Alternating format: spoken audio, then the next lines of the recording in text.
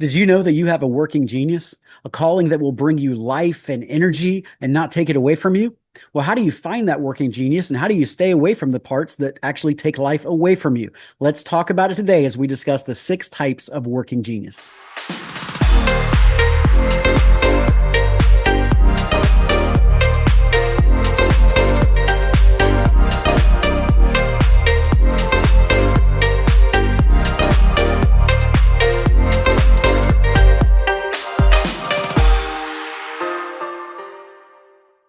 Hey, what's up, everybody? Welcome back to this edition of Creating the Future. And today we are going to dive deep into the book, The 6 Types of Working Genius, with Tina Blount, who is a certified facilitator of the book. And we're going to talk about what you do well and how to find your position in a company or organization where you can do that well and not be frustrated by all of your weaknesses. And so, Pastor Tina Blount, welcome back to the show.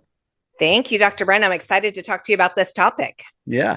So on the last 3 episodes, we started out by talking about writing resumes. That might be something you need to go back and watch or listen to, or even share with somebody else. We talked about interviewing and what that looked like and how to have a great interview. And you're kind of an expert on both of those subjects.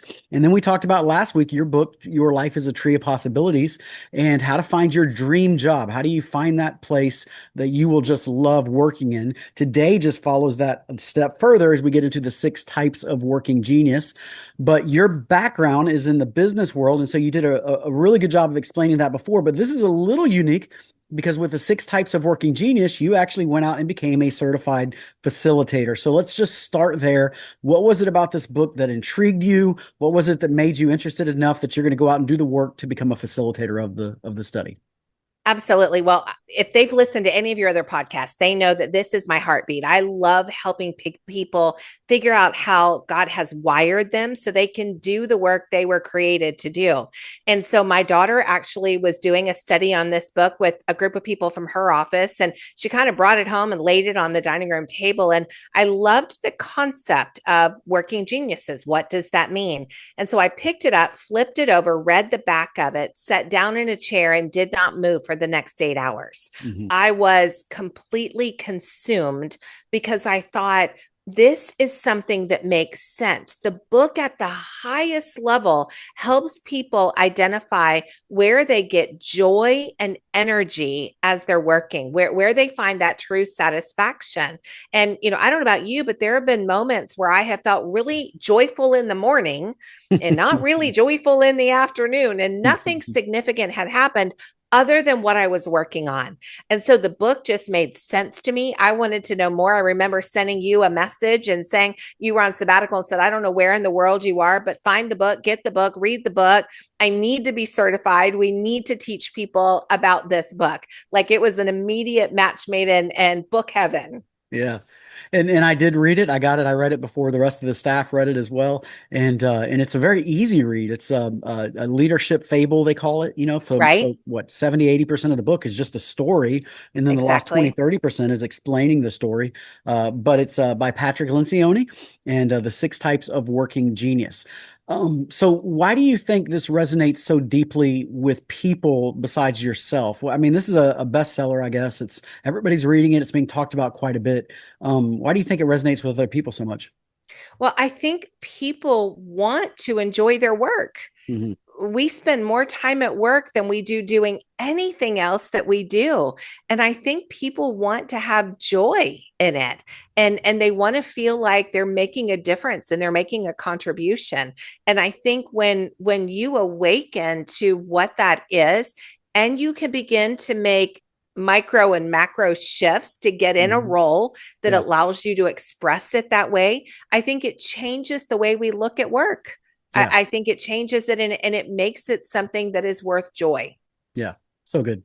All right. So give us a high level overview of the 6 types, and I'll maybe like help it out just to make it make some sense. I'm a creative. I'm on the far left. I love the idea of sitting back and discerning what's the best way to do this. Not what have we done, but what are we going to do, and kind of figure out a new way and being creative. But once it's started, I'm not good at all at finishing it. Is that part of the Mhm. working genius? Where do I fit? What are these 6 types of working genius? All of those things. So Yeah. think about work. All work that we do, it doesn't matter what your industry, falls into three distinct categories, right? We have this ideation stage where we're creating ideas. We have an activation stage, and then we have an implementation stage. Well, within those three stages of work, the author of the book suggests that there are 6 types of working geniuses. In fact, he says if you listen to his podcast that he really wanted to call the book Doing Geniuses, Not Working, Mm, because it fits whether you're at home, whether you're a stay-at-home person, or whether you're working in the career force. But within the geniuses, there are 6, and it spells out the word widget. So it's an acronym. mhm, And it really begins with the genius of wonder. Think at the highest level altitude. This is the person that routinely asks, why is it this way? Well, they're pondering these big picture questions. mhm, A little bit lower than that is the person with the genius of invention. And this is the person that responds to the person who's saying, why is it this way? Why do we do it this way? And they're coming up with an idea. Blank slate, white paper, they're coming up with an idea. That person, think of these like gears, they're interacting, they're right. interconnecting with each other. Mhm, Then there's the person of discernment. That genius goes, well, let me think about your idea and discern if that's actually going to work or not. mhm, And then comes the galvanizer. And the galvanizer is that person that says, yes, I'll rally the troops. Let's make this thing happen. Then there comes the person that is enablement, and they're the person that's saying, okay, well, I'll meet that need. Like I'll do the work on this. I'll get this thing up and going. They're responding to the galvanizer. And then there's the person with tenacity. That's the final genius. And that's the person that's like, get her done. Like we got to get the ball across the end zone, and we've got mhm, to dot the I and cross the T. And so as someone begins to think about what they love to do, I would encourage them. Now, there's an assessment you can take, but just start thinking about, do I really like that beginning end of the process, the middle, or the end? And what happens is that every person has 2 geniuses, 2 competencies, and 2 frustrations. And so you could be a mix of wonder and tenacity. They don't just have to be side by side. mhm. Yeah, I find it interesting too, and you and I have discussed this, but there's the fivefold ministry with apostolic, and you got apest, apostles, prophets, evangelists, shepherds, which is pastor and teacher, and it really kind of coincides with that quite a bit too. I'm on the far left of that, right? So I'm kind of the wonder and discernment guy over here on the far left. That's my geniuses. I get really irritated if I have to spend a lot of time at the tenacity level, the fighting Yeah. to get past the finish line. I just like to start. Let's start this. I've told people for years I'd be a serial entrepreneur if I if I were not a pastor. I would start a business, get it up and going, and then sell it, and move on and start another one because I love the start side of it. And so if I'm in the start side, I typically am full of energy and life. It's exciting, it's fresh, it's new. You're a lot like this too. And then on the other side of that, if I get stuck in the tenacity side and I'm trying to push things through and just going through the motion and kind of a cyclical life of just crossing the finish line, that's so frustrating to me. So is that what the working genius is about? And how does that work for everybody else? Is that the way it works? Yes, that's exactly the way it is. Every person is a 6 genius human, right? You have all 6 genius. You Mhm. can operate in tenacity. I can operate in tenacity. We may not like operating in Right. tenacity, but we can do it. In fact, caveat, let me say this. It's not in the book, but I have said it, and I have said it for years as a coach, that you and I need to love 75% of what we're doing. We're allowed to tolerate 15% of it, and you can flat out loathe 10% of it. Yeah. But if any of that gets out of whack, Hmm. you're going to feel an impact Yeah. in your satisfaction. So think about it like this. In the book, the author talks about when you're operating in your genius, when you're working in your wonder and your discernment, you are like a Stanley cup. You're Yeah. like a hot cup of coffee in Stanley. You're wired to stay hot for a long time, right? You've got energy for a long time. If you're operating in your competencies, you're like a coffee cup, right? You're hot for a little while, But eventually, there's no heating element there. It Mm, is going to go cold. mhm, Your frustrations are like a Dixie cup with a hole in the bottom of it. mm. The minute you pour it in, your energy is pouring itself straight Right. out. So the more you can operate in the core functions of what you do for a living in the area of your geniuses, the better you are, the more energy you have, and that leads to more productivity. Mm, So I would say to employers who are listening, this isn't just about an individual thing. This is a productivity tool that actually not only helps people, but helps organizations. right. That's so good. That's so good. So if you find yourself exhausted all the time, and we all have hard days at work, but if you're exhausted all the time and you just sort of dislike your job, you might loathe it or just dislike it, you're probably outside of your genius. Is that accurate? It's a very good possibility you're outside of your genius. In Okay. fact, it's the very first thing I would look for is Mhm. what are you doing a majority of the time? And where does that function fall into the stages of work? Where does that fall into your genius cocktail makeup, if you Mhm. will? And let's figure out what we can do to make an adjustment. Yeah.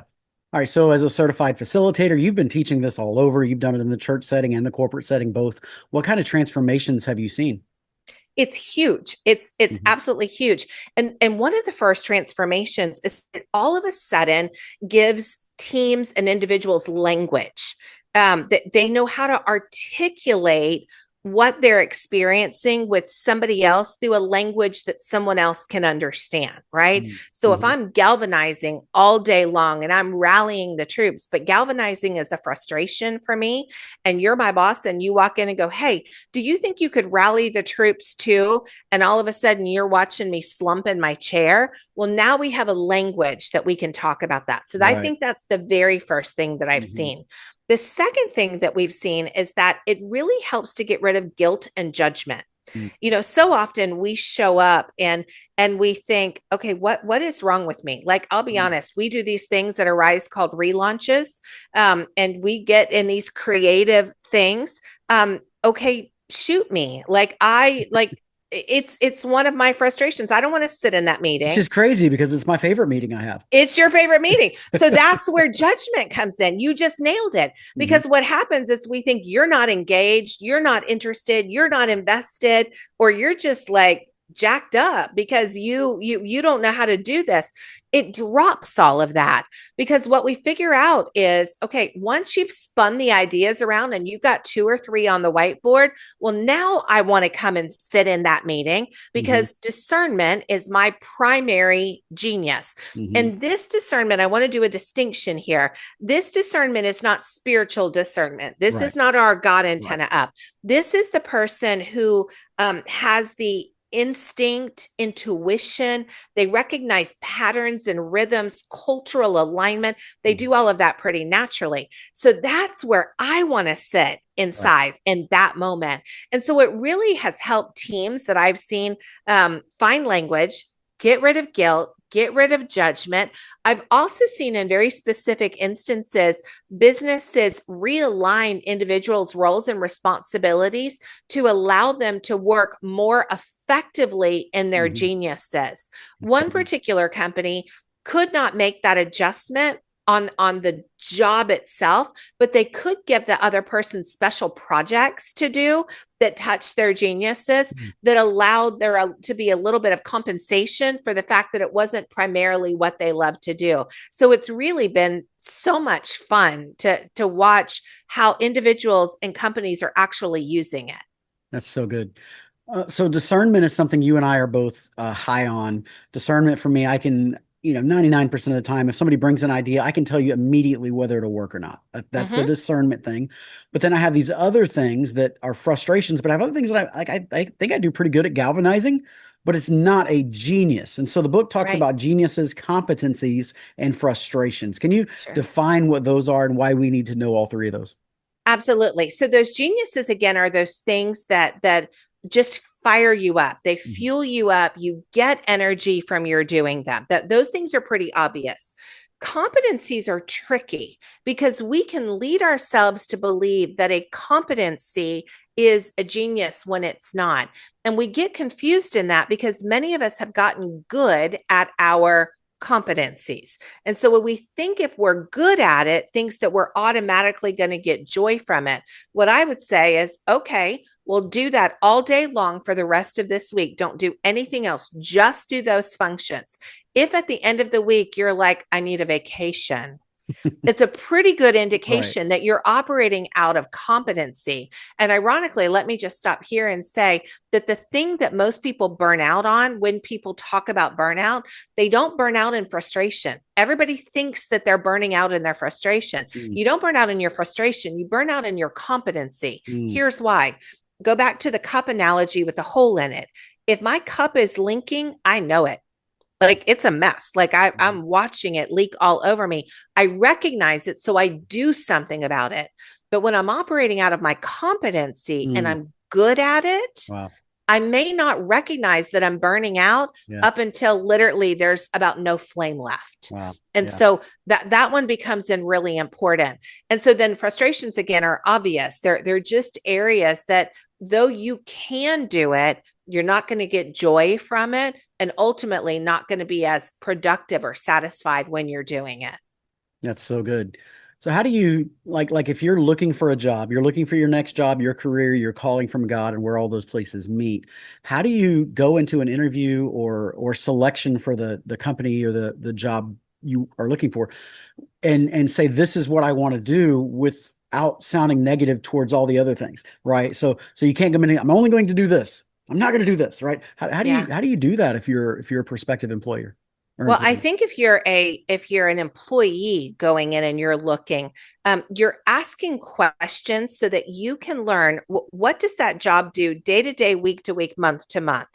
What are the functions of that, and where do those functions fit within the three stages of work? Hmm. Are they in that ideation stage, that activation stage? So you have to know yourself. Number one, you've got to have taken your own working genius. You have to know what you are naturally where your genius naturally operates. It's also really great at knowing where your skills fall in. So it's a beauty the way God wired us, because the things that I love to do are naturally within my genius. So Hmm. now I'm going to go in and I'm going to ask questions during the interview process to discern what that role looks like. There are companies that are learning about working geniuses. There are companies that are learning how to use working geniuses in the hiring process. But I would say the vast majority has not arrived there yet. Hmm. So you have to be the one that's knowledgeable. You have to be the one that goes in asking the questions and discerning, is this going to be a good fit for me or not? That's good. I'm going to put you on the spot here and we can discuss it maybe, but what are some careers or like descriptions of those three, whether it's the far left, the middle, or the right side of it? So, for instance, like we were just looking at hiring administrative assistants, tenacity needs to be very high for an administrative assistant. Discernment is probably another one. Sometimes it needs to be high. What are like careers like on the, I forget what they're called, but the wonder side, the far left, what are careers that lend itself to that genius? Sure, absolutely. But let me qualify that when every person has two geniuses, they're not usually side by side. They can be side by Mhm. side. Mine are side by side. Mine are discernment and galvanizing. My geniuses are like smack dab in the activation component. But Yeah, most individuals, they have a little gotcha, bit of one and a gotcha. little bit of another. And so I think you have to be careful not to put people in a box Hmm. or to put a role in a box, Mm. because you're putting person to person beside each other. So, for example, I'm discernment and galvanizing. We've just hired a new assistant for me at Arise. So we're taking a look at what her geniuses are. What I needed was someone with enablement. Do I need tenacity? Yes. But what I primarily needed was enablement. I needed Mm. someone that says, I can help with that. I can take that off your plate. I can run with that. Now, my tenacity is the very last, it is my frustration. It is Mhm. like far right. There it is right there. So I also need someone who's going to make sure that things are going to get checked off the box and moving along. So in that particular case, ideally, I was looking for an ET, an enablement tenacity. Ironically, Debbie, who was my former assistant, was an ET. But Nicole, my new assistant, is actually an EW. She is enablement and she is wonder. So, what that tells me is, as a leader, I have to put systems in place to make sure that that tenacity gets checked because it's not going to happen naturally. Mm-hmm. It's in her competency, it's just not in her genius. On the Mm-hmm. bright side, she brings wonder to the table. So she's going to ask big questions like, is there a more efficient way to do what we're doing? Is there a more efficient way to Mm-hmm. run your calendar? Is there a, so I think you have to look at, here is ideally what a position we think they would mean. Here's ideally what it looks like. But I think you can have one of the two as long as you put systems in place to make sure you navigate the one that doesn't show up as high in the ranking as you would like it to be. Yeah, that's good. That's good. And I'm glad you said that because now I can refer to Debbie as ET from here on out. So She is ET, phone home. all right, so is this working genius tool, is it just for people who are stuck in their careers and frustrated, or is it also for those who love what they do to better refine to know why they love it? It is for everybody. I think it is. I mean, I have drank the Kool-Aid. I am selling the Kool-Aid. I am giving the Kool-Aid away for free. I love it. And I want to just say, every person on the planet would benefit from knowing what their personality type is, right? Mhm. Their DISC, their Enneagram, their Myers-Briggs, their pick your assessment. You would benefit from knowing that. Why? Because you know about yourself and how to show up in the world and you learn about other people. Well, Working Genius is a productivity assessment. Right. Think of personality as the noun, think of productivity as the verb, Hmm. right? So if you know basically how you're wired, then that affects every room that you show up in. Think Yeah. about it in your relationships. Think about it with your family. I got tickled recently. My daughter Jenna is tenacity discernment. Those are her geniuses. And every so often, on a random day that our calendar lines up, and we're going to go to dinner, I'll say, "Hey, what do you think about tacos? Like, how does that sound to you? That sounds pretty good to me. I think we'll do tacos." Well, she will hear tacos and go, "Okay, we're going to this restaurant at this time and we're having tacos." Why? Because she just got us across the finish line. Hmm. But I'm still living in discernment. So I'm like, I like tacos, but I might like lasagna. Like I'm not there yet. Like I Right. haven't arrived yet. So think about that within the context of a marriage. You Yeah. begin to understand the way you vacation, the way you navigate homework, housework, like all things. It's a tool for everybody. And I think the sooner you learn it, uh, the easier life has the capacity to be. Yeah. That's so good. So if somebody wanted to get started, they want to learn more about this, what would you recommend their first step be? Okay, well, get the book. Number one, as you said, it's an easy book. It's written like a fable. So Mhm. get the book. Go to workinggenius.com and take the assessment. It's $25. You get this beautiful report of what that looks like. And then third, hire me and let Right. me work with you to figure out how can you show up knowing what you know about yourself more effectively. How can you make adjustments? How can you have conversations with your employers? And then on the employer side of the house, how can we help you hire the right people, Hmm. keep the right people, put them in the right seat on the bus, so that you're not escorting them off the bus because you just didn't know what you didn't know? Right. And anybody that's done any leadership study at all knows Jim Collins, get the right people on the bus and in the right seats. And Right. that's really what this is. It's getting people into the right seats. They should already be on the bus at this point, but get them in the right seats on the bus. It's the cogs, the wheels you mentioned coming together to actually make productivity happen. All right. Before we end this last of our topic here, is there anything else that you would like to say on the subject? Here's what I would like to say is a lot of people will say of things like Working Genius, oh, that's just a fad. It'll come and go. But I think that every so often we stumble across things that are timeless. Hmm. Um, And when I tell you I drink the Kool-Aid, I really drink the Kool-Aid. Like I can see it almost everywhere I go, in almost every room that I walk into. And Mhm. I think at the end of the day, I'll stop where I started. We're all looking for more joy. Mhm. And work was intended to be joyful. God gave it to us as a gift to be joyful. So why would we not do the little bit of research it takes to figure out how can I be more joyful and how can I be more productive? Yeah, that's so good. So good.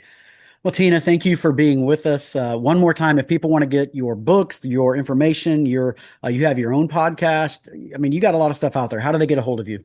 Go to my website. It'll tell you everything you need to know. Be Blunt is my name of my company. It's the name of my podcast, available on Spotify as well as on Apple. Go to my website, Tina Blount, BLOUNT.com.